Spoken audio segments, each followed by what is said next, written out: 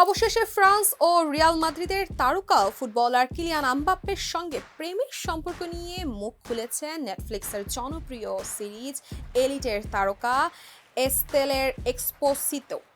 ২৬ বছর বয়সী এই অভিনেত্রীকে সম্প্রতি রিয়াল মাদ্রিদ বনাম অ্যাটলেটিকো মাদ্রিদ ম্যাচে সান্তিয়াগো বার্নাবুতে ভিআইপি বক্সে খেলার উপভোগ করতে দেখা যায়। গোল.কম-এর তথ্য অনুযায়ী এর আগে তাকে বিশ্বকাপ জয়ী এমবাপ্পের সঙ্গে প্যারিসে যেতেও দেখা গেছে বলে জানা যায়।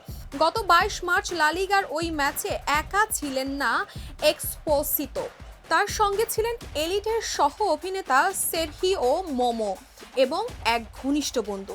তবে বার্নাবুতে তার উপস্থিতি এমবাপ্পের সঙ্গে সম্পর্কের গুঞ্জনকে আরও জোরালো করে তোলে। স্প্যানিশ গণমাধ্যমের খবরে বলা হয়েছে এমবাপ্পে নাকি বেশ কয়েক বছর ধরে এক্সপোসিতোর ভক্ত। সতীর্থ ভিনিসিয়াস জুনিয়রের মাধ্যমে পরিচয়ের সূত্র ধরে তিনি সামাজিক যোগাযোগ মাধ্যমে অভিনেত্রীর সঙ্গে যোগাযোগ করেন।